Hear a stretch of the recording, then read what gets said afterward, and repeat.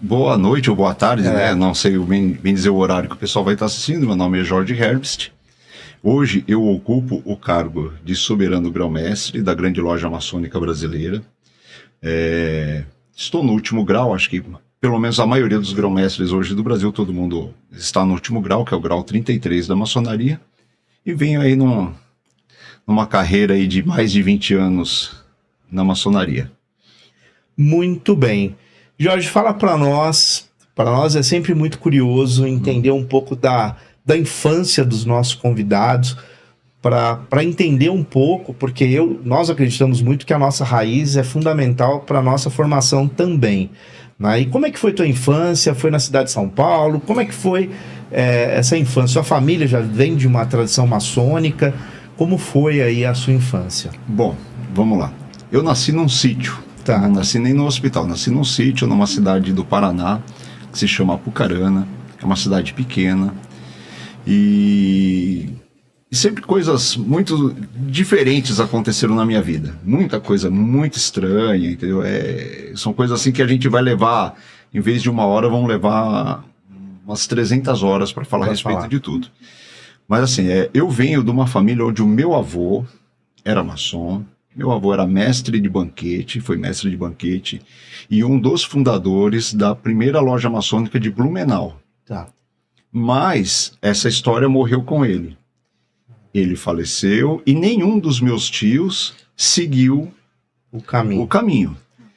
Eu, depois de muitos anos, eu descobri que ele era, mas eu já tinha a vontade de ser maçom, mesmo sem saber que meu avô tinha sido. Entendi. Eu sempre tive essa vontade de estar maçom, não só ser maçom, vivenciar a maçonaria.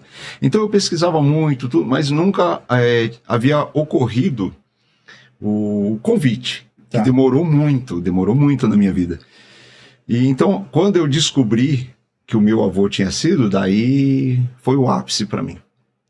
Mas isso daí são coisas que a gente, na maçonaria, acaba descobrindo, que tem pessoas que já nascem maçom. Você só precisa descobrir que você sempre foi. Entendi. Entendeu? E eu sou um desses casos. Eu sempre fui, só que levou muitos anos para mim me encontrar. E daí quando eu encontrei, daí não consegui mais sair.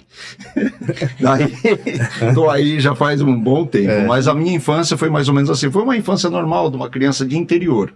Tá?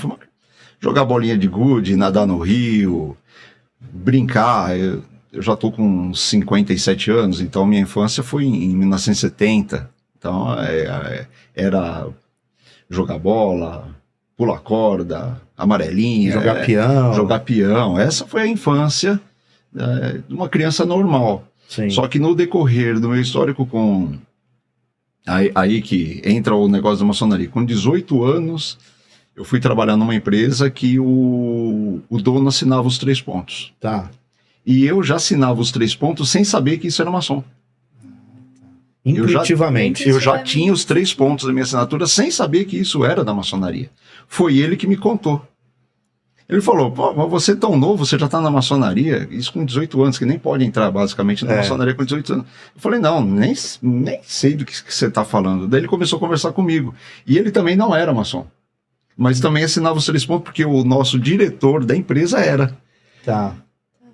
Aí começou, eu falei, não, mas daí comecei a estudar, e foi, eu tava com isso daí, nessa época eu tinha 18, eu fui começar na maçonaria com 33 anos. 33. É sugestivo. É sugestivo. Para você ver como foi o meu histórico para mim conseguir entrar. Tá. Hoje em dia é muito mais fácil você entrar na maçonaria, até por causa que eu até comentei, acho que foi ontem ou antes de ontem, com um grão-mestre lá do Rio de Janeiro, isso daí. A maçonaria pós-Covid e antes do Covid. Antes do Covid era tudo muito sigiloso. Você só entrava à base de convite formal de um membro. Pós-Covid, obrigou a gente a usar as redes sociais para fazer convites, porque você não conseguia falar, você não podia falar com a pessoa. Sim. Você não podia falar com ela, você estava confinado. Então começou uma nova maçonaria, que é a maçonaria, entre aspas, que é ilegal, mas começou-se o lado virtual da coisa. E convidando Hoje em dia a pessoa me liga, ele tem nosso telefone, ele liga, olha aí, como que faz para eu entrar, entendeu? Ficou mais simples. Entendi. Então criou-se uma nova maçonaria, muito diferente do que era quando eu iniciei. Entendi. Quer dizer, uma maneira diferente de lidar com a situação e, de certa forma, a pandemia movimentou essas transformações em todos os setores, né? Todos. Nós já entrevistamos pessoas aqui de todas as religiões, praticamente, e todas tiveram que, de alguma maneira, Se adaptar. se reinventar, né? Se adaptar. Missas online, quer dizer, nunca se pensava, né? Você até pensava na TV, né? No rádio, mas online, via internet, o pessoal da Umbanda também, e outras religiões, né? Veio aqui um sheik também, né? Que também, então o pessoal teve que mudar um pouco essa forma, né, de lidar. E na sua visão isso foi positivo? Não, eu não digo positivo ou negativo. A maçonaria é uma instituição evolutiva. Nós estamos evoluindo dia a dia. De acordo com o seu tempo. Exatamente. Então, o que aconteceu? Tivemos que nos adaptar à realidade do momento. Sim. Entendeu? Hoje, você entra no seu Facebook e você encontra 300 mil artigos Sim. da grande loja maçônica da Inglaterra, o UGLE, United Grand Lodge of England. Há 5 anos atrás, você nunca ia ver isso.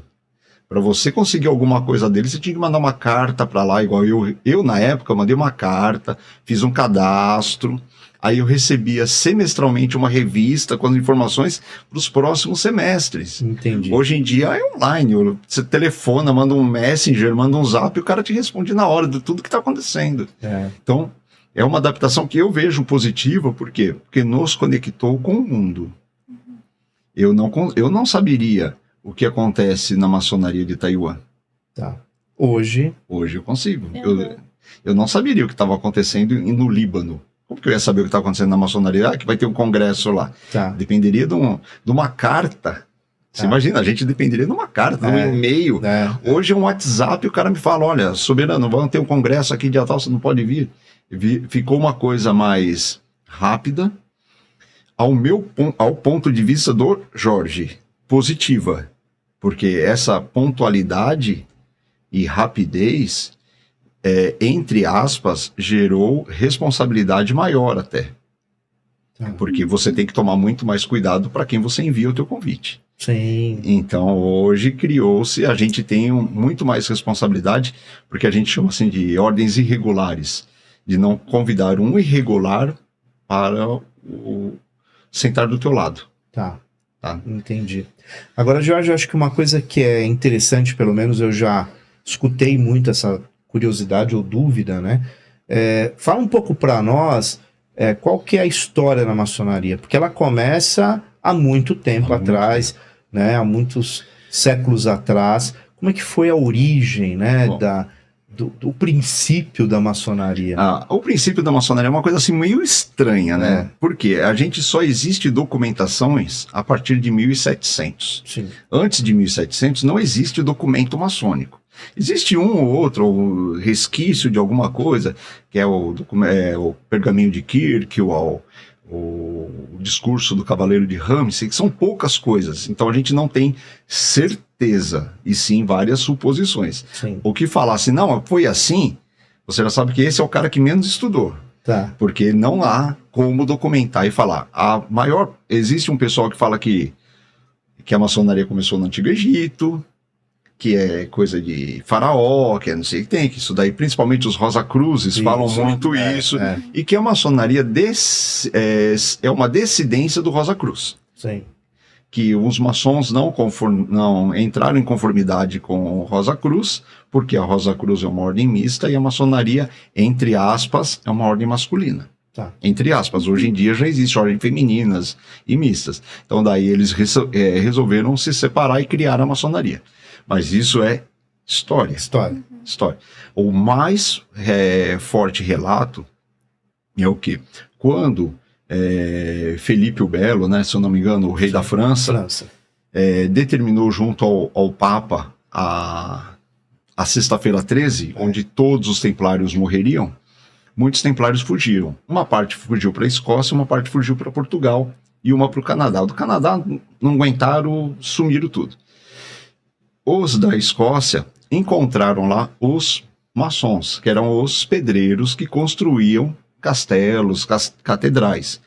Tanto é que a capela de Roslin, que ela remete se eu não me engano, a 1500, ela já tem todas as insígnias maçônicas em 1500. Sim. E a maçonaria só começa a ser documentada em Que até 1700. o Dan Brown usa. Isso né? mesmo. Isso. E tá lá, existe um pilar nessa capela que Tem chama... uma linha, né? Se chama... Não, a linha é na França. Na França. Na França, é a linha das rosas. Isso.